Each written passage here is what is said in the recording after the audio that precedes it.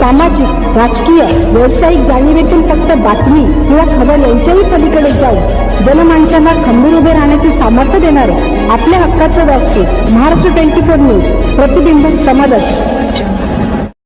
दिनांक 8 सप्टेंबर रोजी माजी नगरसेवक लोणार यांच्या नेतृत्वामध्ये संपूर्ण घरकुल वासियांतर्फे तहसीलदार साहेब यांच्या मार्फत माननीय मुख्यमंत्री, माननीय उपमुख्यमंत्री, ऊर्जा मंत्री, महसूल मंत्री, शिक्षक मंत्री, नगर विकास मंत्री, पालकमंत्री बुलढाणा जिल्हा, जिल्हा अधिकारी बुलढाणा, पोलीस स्टेशनचे ठाणेदार लोणार, नगर परिषद मुख्य अधिकारी लोणार यांना घरकुल वासियांच्या विविध प्रकारच्या समस्यांचे निवारा करण्यासाठी लोणार तहसीलदार यांना निवेदन देण्यात आले।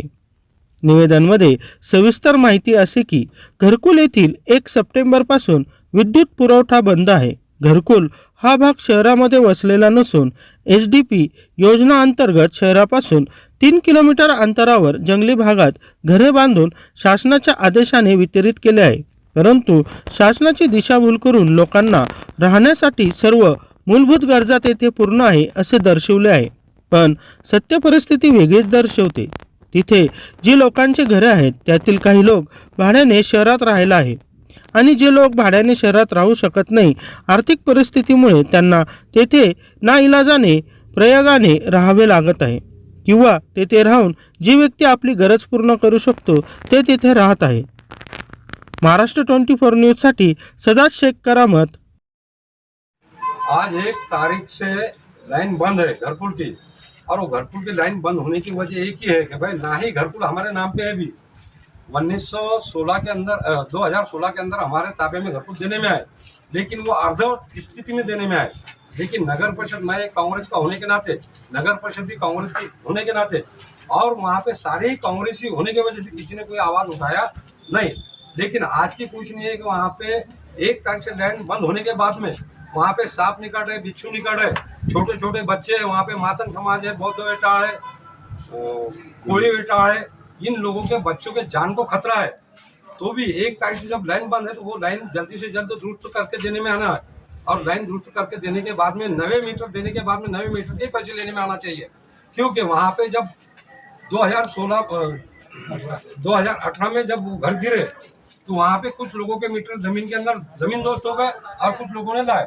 2021 के अंदर MSB बोर्ड ने यहाँ के मीटर जमा करी, लेकिन वो मीटर के अंदर अभी तक हमारे को लाइन नहीं मिली। हम लोग किस तरीके से, तो आज भी हमें नए मीटर देने के बाद में नए मीटर के पैसे वसूल करना चाहिए, क्योंकि पिछले मीटर ही जब हमारे पास नहीं तो हम पैसे देंगे कहाँ से। हमारा पहला मुद्दा ये है, जब मीटर नहीं है तो बिल वसूल कर रहे हैं कैसा हमारे से। और ये नगर पालिका के ताबे में है घरकुल या ठेकेदार के ताबे में, ये भी सिद्ध कर देना चाहिए MSB ने। रीडिंग लेने को कोई नहीं आता उधर, बिल लेने के लिए कोई अभी तक आया नहीं, रीडिंग के लिए कोई आया नहीं। और आज आके उन्होंने 1 तारीख से लाइन बंद करके चले गए और पैसे भरो, तुम्हारे तो 20,000 है, 30,000 है, 40,000 ऐसा बोलकर वो हमारे से बिल वसूल करना चालू कर दिए। उसमें से कुछ 10-20 लोगों ने पैसे भरे भी, लेकिन क्या है कि सभी लोगों के साथ में और सभी की लाइन चालू करने में आना, या इसके लिए हमें हमारे जान की बाजी लगाना पड़ी, तो भी हम जान की बाजी लगा के पूरे घरकुल वासियों की ओर से हम एक जन आंदोलन ऐसा छेड़ेंगे जो कि तहसील कार्यालय के सामने आके बैठ जाएंगे, और इसकी दखल पूरी जिम्मेदारी नगर परिषद हो, जो भी जिम्मेदार आदमी होंगे, MSB हो, नगर परिषद हो, कलेक्टर ऑफिस हो, इनकी तरफ रहेंगी। इतना कहकर मैं 2 शब्द 8/9/2023 में हमने आज तहसीलदार साहब को निवेदन दिया है, जो पिछले सितंबर के 1 तारीख से आज पूरे 8 दिन हो गए जो हमारी लाइन कट कर दी गई, जो कि पूरी अवैध तरीके से कट कर दी गई। पिछले 2021 में जो हमारे जो पुराने जो मीटर थे वो हमारे जो घर पर थे, इन्होंने वो हमारे जो मीटर थे वो उसको काट दिया और काट कर साथ में लेकर गए।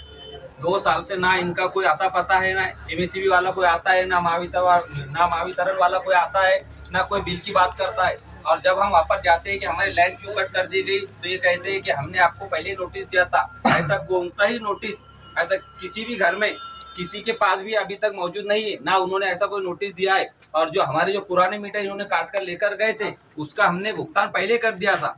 इन्होंने हमारे मीटर लेकर गए और हमें फिर से नया मीटर लेने के लिए पैसे के लिए हमें डिमांड कर रहे, और इसमें झूठे दिलासे दे रहे हैं कि आप बिल भर दो, आपके 2 दिन में लाइन चालू हो जाएंगी। आज ऐसा बोलते बोलते आज पूरे तकरीबन 8 दिन हो गए। 8 दिन के अंदर भी ऐसी कोई लाइन का वापर कोई वाकया सामने नहीं आया। हर बारी में वो वापर आ रहे हैं, हर किसी के साथ में झूठे वादे कर रहे हैं कि कल से हम लाइन चालू कर देंगे, परसों से लाइन चालू कर देंगे, और वहाँ पर उन्होंने कोई रीडिंग के तौर पर किसी को भी बिल नहीं दिया है। और आप वो कह रहे हैं कि हम आपके खिलाफ कोई एफआईआर भी दर्ज कर सकते हैं, आपने इलीगल लैंड यूज की है। अगर हमने इलीगल लैंड अगर यूज की है तो फिर आपने उसी वक्त हमारे साथ में हमारे ऊपर एक एफआईआर दर्ज करना था कि आपने जो शासन के जो समझो महावितरण की जो लैंड थी आपने चोरी की है, और हमारे ऊपर कोई गुना कोई राइट्स उन्होंने दाखिल कर देना था। और आज तक हमारे ऊपर ऐसा कोई गुना दाखिल नहीं है, कोई राइट्स का कोई ऐसा मुकदमा उन्होंने हमारे ऊपर छेड़ा नहीं है, क्योंकि ये उनकी नाकामयाबी है। वो उनके नाकामयाबी छुपाने के लिए हम गरीब लोगों को यहाँ पर टॉर्चर कर रहे हैं, क्योंकि 8 से 9 दिन हो गए, आज सभी गरीब लोग यहाँ पर बूढ़े बच्चे औरतें सभी अंधेरे में रह रहे। अभी तो सांप बिच्छू निकल रहे। अब इसमें अगर किसी की जान को अगर कोई धक्का पहुंचता है तो इसमें सबसे पहले तो नगर पालिका जिम्मेदार होगा, क्योंकि नगर पालिका ने जो हमारे रहते घर थे उसको तोड़ा, और हमें कहा था कि आपके लिए वहाँ पर पूरी सुविधा है।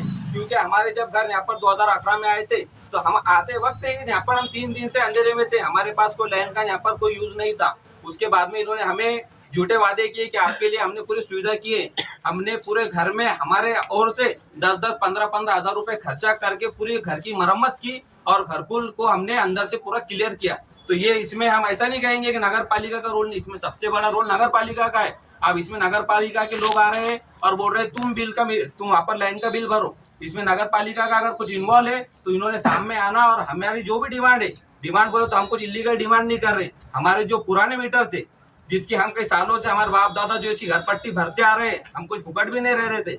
10-10, 20-20 साल, 30-30 साल हमारे बाप दादा वहाँ पर थे, हमने यहाँ पर रहे और हमने उसकी घर पट्टी भी चुकाई है, घर पट्टी जल पट्टी, फिर भी हमें यहाँ पर घरकुल हमारे अवैध तरीके से इन्होंने तोड़ दिए, क्योंकि इसी में किसी की राजी नहीं थी। इन्होंने अवैध तरीके से हमारे घर तोड़े, और इसमें आज भी हमारे पूरे लोग इनके जो फैसले उसके खिलाफ में है। और मैं ये उम्मीद करता हूँ कि जैसे कि महावितरण को हमने जो यहाँ पर निवेदन दिया है, ये इसके ऊपर कुछ कार्रवाई करेंगे। और जो हमारे इसमें हमने जैसे कि मुख्यमंत्री साहब का भी इसमें उल्लेख किया है कि उन्हें भी हमने निवेदन अल्टीमेटम में दिया है, तो हम उम्मीद करते हैं कि ये सब गरीब लोगों का ख्याल रखेंगे, क्योंकि यहाँ से 500 से 600 घर ऐसे हैं जो सब गरीब है। हर किसी की यहाँ पर समस्या अलग अलग है, यहाँ पर उन्हें आना चाहिए और हर किसी की समस्या पर इन्हें गौर करना चाहिए कि क्या क्या किसकी समस्या है। बस यही कहेंगे। और अगर हमारा ये जो निवेदन है, अगर इसके ऊपर अगर जल्द से जल्द कार्रवाई नहीं हुई तो लोकशाही के तौर पर, लोकशाही के जरिए हम आंदोलन करेंगे, और इसका जवाब नगर पालिका और महावितरण को देना पड़ेगा। बस यही बोलकर रुकता हूँ।